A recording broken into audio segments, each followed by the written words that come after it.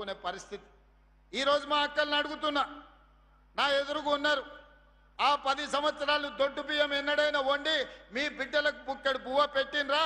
మీరు ఒక్కసారి ఆలోచన చేసి ఆ ప్రభుత్వానికి ఒకసారి గుర్తు చేయండి, ఆనాటి నాయకులకు.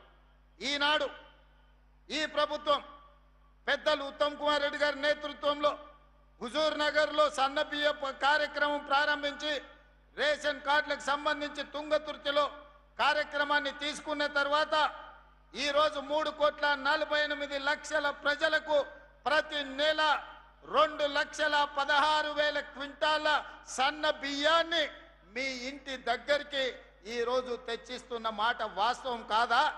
17,000 పైచలకు రేషన్ షాపుల్లో ఈరోజు సన్న బియ్యం మా ఆడబిడ్డలు తీసుకెళ్తున్న మాట వాస్తవం కాదా? ఇవాళ నేను అడుగుతున్న మా అక్కల్ని, అక్క, ఉత్తమ్ కుమార్ రెడ్డి గారు ఇచ్చే సన్న బియ్యం ఎప్పుడైనా బర్రెల దాని కిందనో కోళ్ళ దాని కిందనో వాడినరా?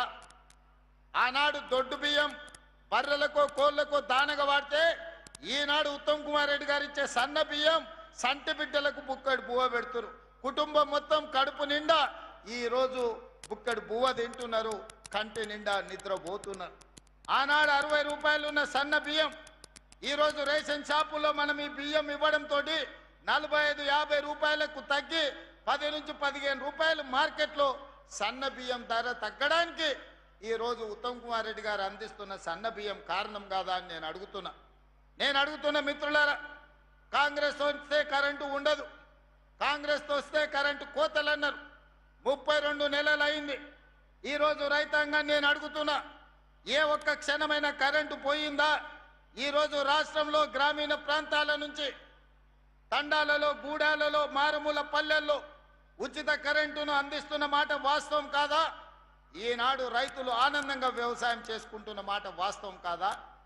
ఆనాటి ముఖ్యమంత్రి ఒరేసుకుంటే ఉరేసుకున్నట్టే అని ఆనాడు చెప్పిండు. ఆయన మాత్రం పక్కనే ఉన్న మెదక్ జిల్లాలో ఫామ్ హౌస్లో 100 ఎకరాలలో ఒరేసుకొని 4,200 రూపాయల క్వింటాల్కు కావలసిన కంపెనీలకు అమ్ముకున్నాడు.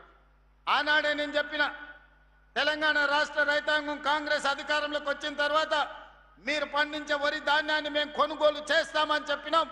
ఈనాడు మీరు పండించిన వరి ధాన్యాన్ని కొనుగోలు చేయడమే కాదు, ఉత్తమ్ కుమార్ రెడ్డి గారు 500 రూపాయల బోనస్ ఇచ్చి చివరి గింజ వరకు మీ పంటలను కొన్న చరిత్ర ఈనాటి ప్రభుత్వంలో మీ కళ్ళతోనే చూస్తున్నారు కదా. మరి ఆనాటి ప్రభుత్వానికి ఎందుకు చిత్తశుద్ధి లేకుండా పోయింది? ఒరేసుకుంటే ఉరేసుకున్నట్టే అని చెప్పి ఆయన పొలంలో 100లాది ఎకరాలల్లా వరి పండించుకున్న విషయాన్ని తెలంగాణ ప్రజలు మర్చిపోయినారని అనుకుంటున్నారా?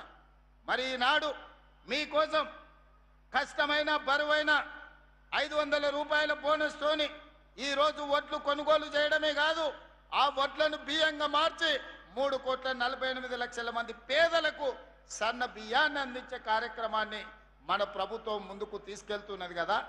ఈ రకంగా ఆనాడు రైతు బంధు అన్నాడు, 10,000 రూపాయలు ఎకరాకి అన్నాడు.